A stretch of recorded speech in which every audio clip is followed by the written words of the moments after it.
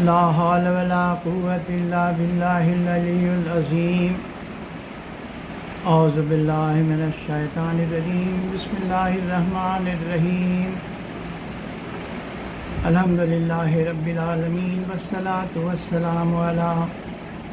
سید الانبیاء والمرسلین وآلہ الطیبین الطاہرین المعصومین اما بعد فقد قال اللہ تبارک و تعالی فی کتابہ المبین وہو اصدق الصادقین بسم اللہ الرحمن الرحیم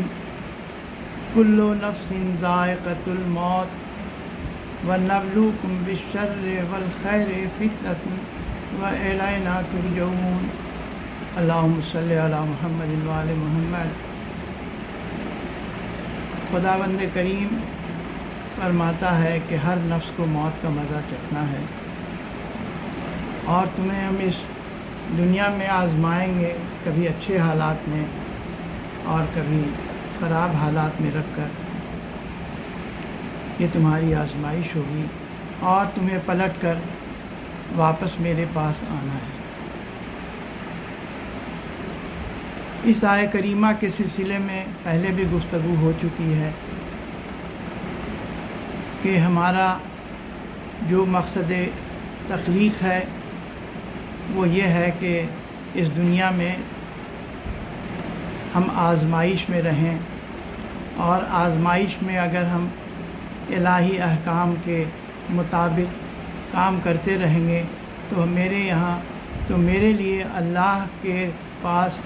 رحمت ہے اور نعمات اخروی ہے۔ پہلی بات جس چیز پر پہلے بھی ہم نے جو زور دیا کہ موت فنا کا نام نہیں ہے، موت کو ہم انتقال کہتے ہیں، اور انتقال کا معنی ہی یہی ہے کہ کوئی چیز ایک جگہ سے جب دوسری جگہ چلی جائے یعنی منتقل ہو جائے تو اس کو ہم انتقال کا نام دیتے ہیں۔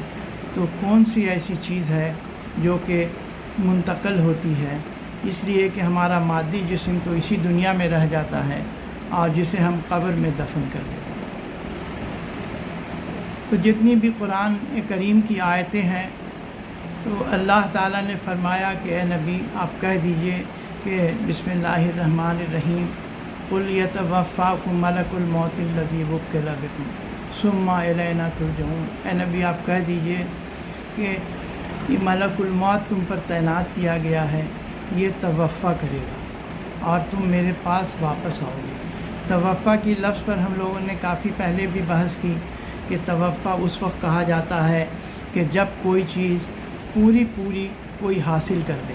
تو جب ملک الموت آتے ہیں تو اس کا مطلب کہ ہماری شخصیت کی وہ پوری شخصیت کو حاصل کر لیتے ہیں اور اللہ کے پاس لے جاتے ہیں، اس اللہ کے حضور میں پیش کرتے ہیں۔ یہ ہماری پوری شخصیت، اس کا مطلب ہے کہ یہ ہمارے مادی جسم سے عبارت نہیں ہے، بلکہ ہماری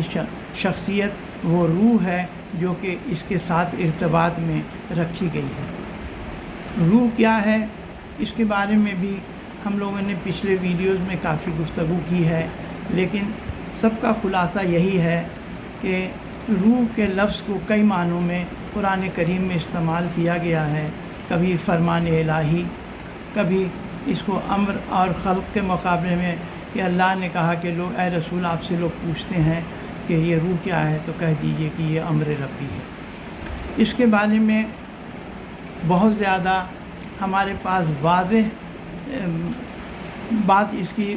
بہت زیادہ واضح نہیں ہے، اس لیے نہیں ہے کہ خود اللہ نے کہا کہ اے رسول کہہ دیجئے کہ تم کو بہت ہی اس سلسلے میں قلیل علم دیا گیا ہے۔ لیکن ایک بات تو بالکل صاف ہے کہ یہ جو ہماری روح ہے وہ اس کی جو ملک الموت ہیں، یا کچھ آیتیں ایسی ہیں جس میں فرشتوں کو کہا گیا ہے کہ ملائکہ ہماری روح کو قبض کرتے ہیں۔ تو یہ ساری جو یہ ہماری روح ہے، یہ جو شخصیت ہے، یہ قبض کر کے یہ لے جائی جاتی ہے، اللہ کے حضور میں پیش کی جاتی ہے۔ ہمارا مادی جسم وہ قبر میں رہتا ہے۔ یہ مادی جسم جو ہمارے رسول کریم کی جو تعلیمات ہیں یا قرآن کریم کی جو آیتیں ہیں، اس سے یہ ہمیں معلوم ہوتا ہے کہ یہ ہمارا مادی جسم جب قیامت برپا ہوگی، جب سور پھونکا جائے گا اور ہم قبروں سے اٹھائے جائیں گے، یہ ہمارا مادی جسم چاہے وہ اس میں سڑ گل جائے، ذرہ ذرہ ہو جائے، مٹی میں مل جائے، لیکن وہ ہر ذرات کو اللہ تعالیٰ مجتمع کرے گا اور ہم کو دوبارہ زندگی دے گا۔ ہماری وہی شخصیت، وہی روح جو اللہ کے پاس ہے، اس کے ساتھ جس مادی جسم کو دوبارہ ارتباط کرے گا۔ تو مادی جسم سے دوبارہ جو ارتباط ہمارا روح کا ہوگا وہ ہوگا قیامت میں۔ تو کیا اس درمیان میں جب قیامت برپا ہوگی تو ابھی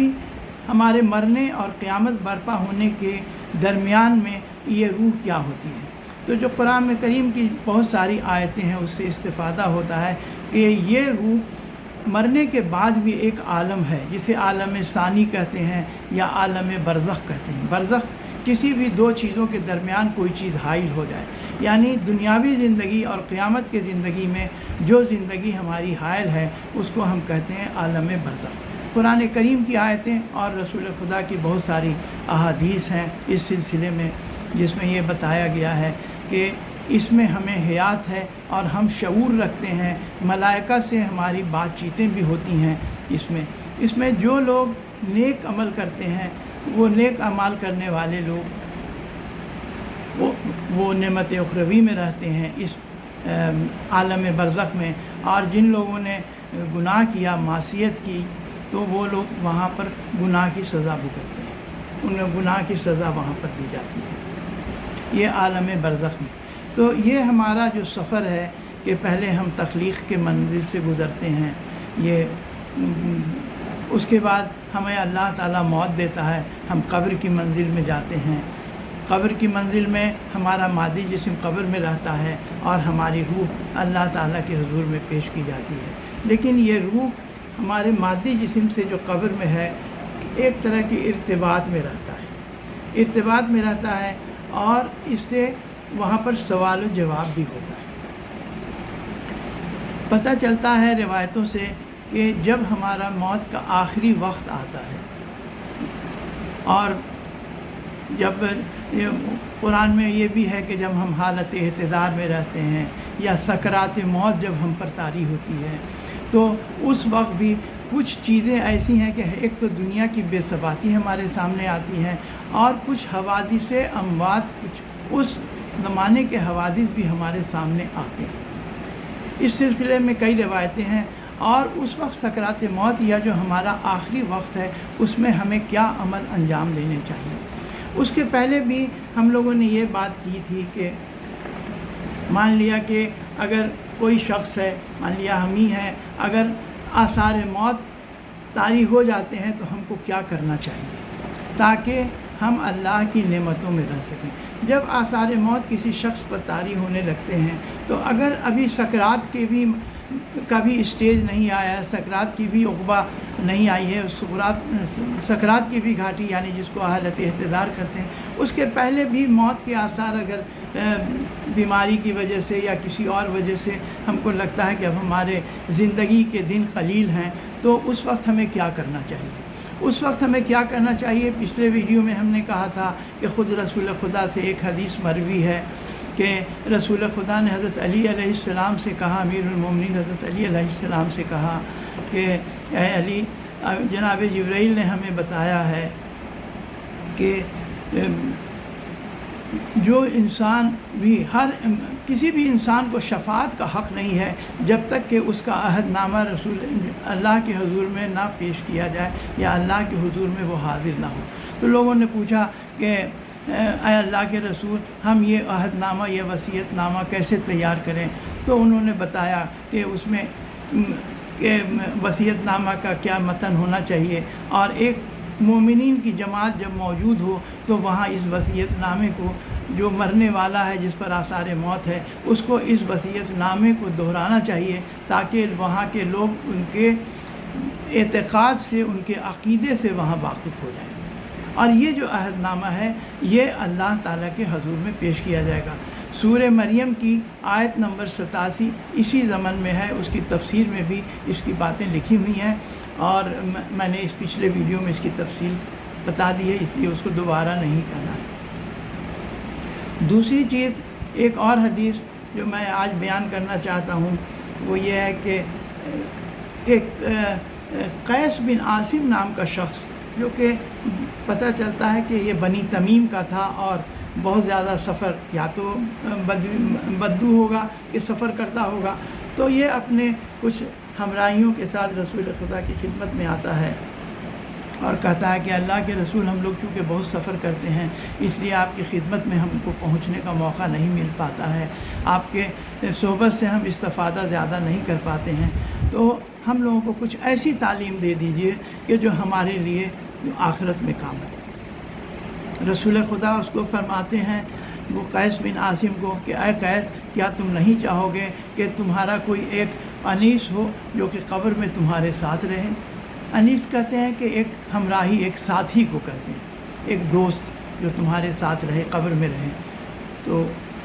قیس کو تعجب ہوا، اس نے کہا کہ اے اللہ کے رسول، کیا یہ ممکن ہے؟ تو اللہ کے رسول نے کہا کہ ہاں یہ ممکن ہے۔ کہا کہ وہ کیسے ممکن ہے؟ کہا کہ دیکھو، یہ جو اگر تم نیک اعمال کرو گے تو یہ نیک اعمال مجسم ہو کے تمہارے ایک انیس کی شکل میں، ایک دوست کے، ایک ساتھی کی شکل میں، ایک قبر میں بھی تمہارے ساتھ رہے گا، عالم برزخ میں بھی رہے گا اور آخرت میں بھی رہے گا۔ اسی متن کی ایک حدیث، بس اسی پر اس ویڈیو کو انشاءاللہ تمام کر دوں گا، کہ جو کہ تفسیر میزان میں آیت اللہ حسن طباطبائی صاحب نے بیان کیا ہے، وہ سوید بن غفلہ سے مروی ہے، اور یہ تفسیر قمی میں اس کو نقل کیا گیا ہے کہ امیر المومنین حضرت علی علیہ السلام نے فرمایا کہ جب ایک انسان کا دنیا میں آخری دن ہوتا ہے اور قیامت کا پہلا دن ہوتا ہے یا قبر کا پہلا دن ہوتا ہے، اس وقت اس کے سامنے تین چیزیں مجسم ہو کے سامنے پیش کی جاتی ہیں۔ اس سامنے تین چیزیں اس کے سامنے آتی ہیں۔ پہلی چیز اس کا مال دنیا ہے جو کہ اس نے دنیا میں کمایا ہے، اور یہ شخص اس مال سے پوچھتا ہے کہ میں نے تم کو اتنی مشقت اور کوششوں کے ساتھ میں نے جمع کیا، اس میں ہم نے یہاں تک کہ حلال حرام کا بھی جو سو خیال نہیں کیا، اور اتنا مال ہم نے جمع کر رکھا ہے، تو اب بتاؤ کہ تم ہماری کیا مدد کر سکتے ہو، اس لیے کہ اب تو میرا آخری وقت ہے۔ تو مال یہی کہے گا، یہ مجسم ہو کر کے اس کے سامنے رہے گا، اور وہ کہے گا کہ بس میرا تو ساتھ تمہارا دنیا تک کا ہی تھا، اور ہم تمہارا اس کے آگے تمہاری کوئی مدد نہیں کر سکتے ہیں۔ اب یہ تم جو بھی مال چھوڑ کر جا رہے ہو، اس کا جواب تو تمہیں ضرور قبر میں دینا ہوگا، لیکن اس کا استفادہ اب جو تمہارے پسماندگان ہیں وہ اس کا فائدہ اٹھائیں گے، لیکن اس کا جواب تم کو دینا ہوگا قبر میں۔ دوسرے وہ اپنے اولاد کی طرف پھر مڑ کر پوچھے گا کہ اپنے بیٹا ہوں یا بیٹی ہوں، جو بھی اولاد ہوں، ان سے پوچھے گا کہ ہم نے تمہاری پرورش میں بہت ہی مشقت کی، ہم نے تمہارے پرورش میں نہ صبح دیکھی نہ شام دیکھی، ہم نے تمہارے لیے کیا کیا جتن نہ کیے کہ کسی طرح ہم تمہارے لیے دنیا میں اچھائی اور آرام کا خیال کریں، تو اب بتاؤ کہ تم میرے لیے کیا کر سکتے ہو آخرت میں، اس لیے کہ اب ہم مجبور ہیں اور اب ہم اس دنیا سے رخصت ہو رہے ہیں۔ بیٹا کہے گا یا جو بھی ہماری اولاد ہے وہ کہے گی کہ اے مرنے والے، اب ہم تمہارا کچھ نہیں کر سکتے ہیں، ہم اتنا کر سکتے ہیں کہ تمہیں قبر تک پہنچا دیں، تمہاری تجہیز و تکفین کر دیں، تمہیں ایک کفن دے دیں، اس سے زیادہ ہمارا اختیار نہیں ہے۔ بہت صالح اولاد ہوگی تو یہ کہہ سکتی ہے کہ ہم تمہارے لیے صدقہ کر دیں، ہم تمہارے لیے دعائے خیر کریں، تاکہ یہ ایک عمل جاریہ ہو کر کے قبر میں تمہارے لیے کچھ سکون فراہم کر سکے، اس کے آگے میرا اختیار نہیں ہے۔ لیکن ایک اور چیز جو مجسم ہو اس کے سامنے آئے گی اور یہ پوچھے گا کہ تم کون ہو، تو وہ کہے گا کہ ہم تمہارے عمل صالح ہیں یا ہم تمہارے عمل ہیں۔ اگر یہ صالح بندہ ہوگا تو یہ عمل صالح مجسم ہو کے ایک خوبصورت شکل میں اس کے سامنے موجود ہے، اور وہ یہی کہے گی کہ تم نہیں گھبراؤ، ہم تمہارے ساتھ قبر میں بھی ہوں گے، ہم برزخ میں بھی تمہارا ساتھ دیں گے، اور برزخ کے بعد ہم قیامت تک تمہارے ساتھ رہیں گے، اور ہم تمہاری ہر قدم پر مدد کرتے رہیں گے۔ اب یہ شخص جب اس کو دیکھے گا تو اس کو بہت بڑی ڈھارس ہوگی، اور یہ اعمال اس کو کہے گا کہ اب تم پلٹ کر چلے آؤ، اور اب تم قبر اور تم برزخ کی منزل کی طرف چلے آؤ۔ اس روایت سے یہ پتہ چلتا ہے کہ یہ ابھی موت کے آخری وقت، ابھی اس کا قبر کی منزل شروع نہیں ہوئی ہے، جبکہ یہ تینوں چیزیں مجسم ہو کے ایسے سوال و جواب ہو رہا تھا۔ یہ شخص اب اس کا جسم تو مادی جسم وہاں پڑا ہوا ہے، لیکن اس کی روح اس کے مادی جسم کے ساتھ رہے گی، اور یہ اپنے غسل دینے والے کو بھی پہچانے گا، یہ کفن دینے والے کو بھی پہچانے گا، جو لوگ اس کی میت کو اٹھا کر قبر تک لے جائیں گے اس کو بھی پہچانے گا، اور یہ سب کو کہے گا کہ ذرا جلدی کرو اور ہم کو تیزی کے ساتھ ہماری قبر کی منزل، ہماری آخری آرام گاہ میں لے جاؤ، اور وہ قسم دے گا کہ ہمارے ساتھ جلدی کرو تاکہ ہم قبر میں پہنچ جائیں۔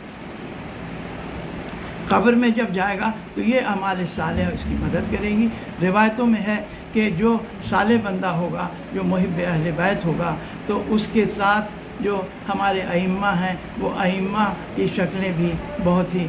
وہ دیکھے گا، مولا امیر المومنین کی زیارت کرے گا، ہمارے رسول خدا کی زیارت کرے گا، 12 امام 4 معصومین کی زیارت کرے گا، یہ ساری یہ ہیں۔ اس کے بعد حضرت علی علیہ السلام فرماتے ہیں کہ جب قبر میں اس کو لٹا دیا جائے گا، اس وقت 2 فرشتے آئیں گے، اور 2 فرشتے وہ اتنے خوفناک ہوں گے کہ دانتوں سے زمین کو چیر دیں گے، اور دانتوں سے زمین کو چیر کر کے جب وہ آئیں گے تو آواز ان کی گھن گرج جیسی ہوگی، اور وہ پوچھیں گے کہ بتاؤ کہ تمہارا خدا کون ہے، بتاؤ کہ تمہارا اللہ کون ہے، اور تمہارا رسول کون ہے، تم کس دین پر تھے، تمہاری کتاب کیا ہے۔ سارے اعتقاد کے سوالات سے کریں گے۔ جب یہ بندہ چونکہ صالح بندہ ہے تو یہ سب سوال بتا دے گا کہ میرا اللہ جل جلالہ وہ اللہ ہے، اور رسول محمد اس کے اللہ کے رسول ہیں، اور ہم 12 امام ہمارے حضرت علی علیہ السلام تا آخر الزمان علیہ السلام ہمارے امام ہیں، اور جو اللہ کی شریعت تھی، وہ جو رسول خدا پر جناب وحی کی صورت میں جناب جبرائیل لائے تھے، وہ رسول خدا نے حضرت علی کو تعلیم دی، حضرت علی نے 12 ائمہ کو تعلیم دی۔ ہم لوگوں نے 12 ائمہ سے ہم لوگوں نے یہ دین کو حاصل کیا ہے، قرآن حق ہے۔ یہ سارے اعتقاد جب ہم بتا دیں گے تو وہ فرشتے کہیں گے کہ تم اس اعتقاد پر ثابت قدم رہو، اور اللہ نے تمہارے لیے نعمتیں رکھی ہیں۔ وہ قبر میں ایک جنت کی طرف ایک کھڑکی کھول دیں گے، اور وہ شخص اب اس عالم برزخ میں ہمیشہ ہمیشہ نعمتوں میں رہے گا۔ لیکن اسی کے ساتھ اسی روایت میں یہ بھی بتایا گیا ہے کہ اگر یہ شخص معصیت میں تھا، گناہ گار تھا، اور اللہ کے احکام کو نہیں مانتا تھا، اس نے سارے گناہ کیا، تو جب اس سے فرشتے سوال کریں گے کہ تمہارا اللہ کون ہے، تمہارا رسول کون ہے، تو یہ جواب نہیں دے پائے گا کہ کچھ جانتا ہی نہیں تھا، کبھی اس نے دنیا میں یہ سب جاننے کی کوشش ہی نہیں کی۔ نتیجہ ہے کہ وہ فرشتے آہنی گرز اور آتشی گرز سے اس کو ماریں گے، اور اس کو اتنی شدید تکلیف ہوگی کہ کہا جاتا ہے کہ اتنی چیخ اس کو ہوگی کہ سوائے جن و انس کے تمام حشرت الارض ہے، جتنے بھی حیوان ہیں، وہ سب اس کی چیخوں کو سنیں گے، اور وحشت ان پر طاری ہو جائے گی۔ بعد میں وہ اس کی قبر کو، جس طرح ایک صالح بندے کی قبر کو کشادگی، اتنی کشادگی بخشی گئی تھی کہ حد نظر تک کشادہ تھی، اسی طرح اس کی قبر کو تنگ کر دیا جائے گا، اتنا تنگ ہو جائے گا کہ اس کا پورا جسم اسی میں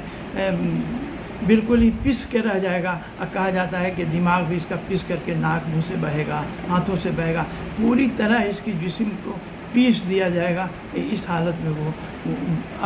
عالم برزخ میں وہ اس حالت میں قیامت تک موجود رہے گا، اور وہ چاہے گا کہ جلد از جلد یہ وقت کسی طرح ختم ہوتا،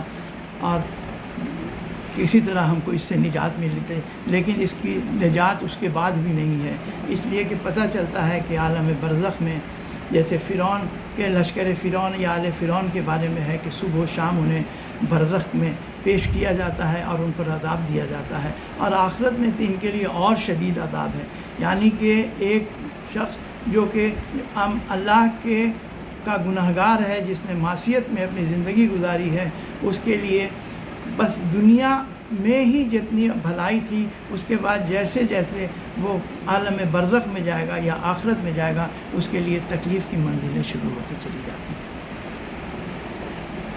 ارباب ادا، اب تو ایام ادا ختم ہو چکی، اور میں اس بات کے لیے اب زور بھی نہیں دیتا ہوں کہ ہر ویڈیو کے آخر میں کچھ مصائب سید الشہداء بیان بھی کیا جائے، لیکن کچھ باتیں جو کہ ہمارے لیے، ہمارے زندگی کے لیے مفید بھی ہیں، ہمارے لیے ایک درس اخلاق بھی ہیں، تو ان کو میں بیان بھی کرنا چاہتا ہوں، اور وہی ہمارے لیے معال مجلس بھی ہوگا، اور اسے آپ مصائب بھی سمجھ سکتے ہیں۔ دیکھیے، امام حسین علیہ السلام نے جو کربلا میں جنگ کی، وہ ایسی جنگ تھی کہ آج تک عالم انسانیت میں دو ہی آدمی کو شجاع مانا گیا ہے، ایک مولائے کائنات حضرت علی علیہ السلام اور دوسرے امام حسین علیہ السلام۔ اس میں کوئی شک نہیں ہے کہ ان کی جنگ ویسی تھی اور ویسی شجاعت تھی جو کہ کسی بھی عام آدمی کے تصور سے کہ فوق ہے، اس کے بیونڈ ہے، جو انسان سوچ نہیں سکتا۔ لیکن جو ثانیہ زہرا کی جو جہاد تھا، اس کی نوعیت الگ تھی، اور میں تو یہ کہتا ہوں کہ جو ثانیہ زہرا کا جو جہاد تھا، وہ بھی جہاد ایسا تھا کہ عالم انسانیت میں ایسا جہاد نہ کسی نے کیا ہے اور نہ وہ کر سکتا ہے۔ یہ کہ رسول خدا کی ایک حدیث ہے کہ سب سے بڑا جہاد یہ ہے کہ ایک ظالم حاکم کے سامنے میں حق بیان کیا جائے۔ اور ثانیہ زہرا نے صرف دو باتیں آپ کے سامنے عرض کرنی ہے کہ جب ابن زیاد نے مسجد کوفہ میں جب ثانیہ زہرا قیدی کے حیثیت سے ان کو لایا گیا، دیکھیے اتنے بڑے مصائب کہ وہ شہزادی جو کہ دین و دنیا کی شہزادی ہے، اور ایک فاسق و فاجر کے سامنے ان کو حیثیت قیدی پیش کیا جا رہا ہے، اور وہ ان پر استہزاء کرتا ہے، کہتا ہے کہ دیکھو تمہارے ساتھ خدا نے کیا کیا۔ جس پر ثانیہ زہرا نے جواب دیا ہے کہ وَمَا رَأَيْتُ إِلَّا جَمِيلًا، میں نے تو سوائے اللہ کی طرف سے اچھائی کے اور کچھ نہیں دیکھا۔ جن کے قسمت میں اللہ تعالیٰ نے شہادت لکھ دی تھی، وہ اپنے پیروں سے چل کر اب میدان شہادت میں آئے، اور انہوں نے شہید کی شہادت کی سے سرفراز ہوئے۔ اور اے ابن زیاد ابن مرجانہ، تو زیادہ دیر نہیں ہے تو رو جا، اور جب قیامت برپا ہوگی اس وقت تجھے معلوم ہو جائے گا کہ اللہ نے کس کے ساتھ کیا کیا، اور کون حق پر تھا اور کون جھوٹا ہے۔ اسی طرح یزید نے بھی جب ثانیہ زہرا کے ساتھ استہزاء کرنے کی کوشش کی ہے، تو ثانیہ زہرا نے اس کے منہ پر، یہ ایک بادشاہ ہے جس کے سارے بیٹھے ہوئے ہیں، لوگ کہتے ہیں کہ جو پہلے کے مسلمان تھے وہ بہت زیادہ یہ تھے، لیکن ہم پہلے کے مسلمان کو بھی کوئی، یہ یزید بھی یہ خلیفہ رسول کے عنوان سے بیٹھا ہوا ہے، کیسے یہ مسلمان تھے کہ ان لوگوں نے اس کو برداشت کیا، اور وہاں رسول کی نواسی دربار میں کھڑی ہے اور اس سے یہ استہزاء کر رہا ہے، جس پر رسول کی نواسی نے قرآن کریم کی ایک آیت پڑھی کہ بسم اللہ الرحمن الرحیم وَلَا يَحْسَبَنَّ الَّذِينَ كَفَرُوا إِنَّمَا نُمْلِي لَهُمْ خَيْرٌ لِأَنفُسِهِمْ إِنَّمَا نُمْلِي لَهُمْ لِيَزْدَادُوا إِثْمًا وَلَهُمْ عَذَابٌ مُهِينٌ وَلَا يَحْسَبَنَّ الَّذِينَ كَفَرُوا، یہ کفر جو کافر ہیں یہ خیال مت کریں کہ اللہ نے جو ڈھیل دے رکھی ہے ان کو دنیا میں، جو اتنی ڈھیل دے رکھی ہے وہ ان کے لیے خیر ہے اور بہت اچھی چیز ہے، ان کے لیے خیر نہیں ہے۔ اللہ نے اس لیے ڈھیل دے رکھی ہے تاکہ وہ اور زیادہ اپنا گناہ کریں، اور اللہ کے نزدیک تو ان کے لیے رسوا کرنے والا عذاب موجود ہے۔ یہ ثانیہ زہرا کی جرت ہے، اور کہ ایک بادشاہ وقت کے سامنے انہوں نے اس کے منہ پر اللہ تعالیٰ کا کلام پڑھ کے اس کو اس کی حقیقت سے آشنا کرا دیا۔ انا للہ و انا الیہ راجعون۔ رضا بقضائه و تسلیما بأمره۔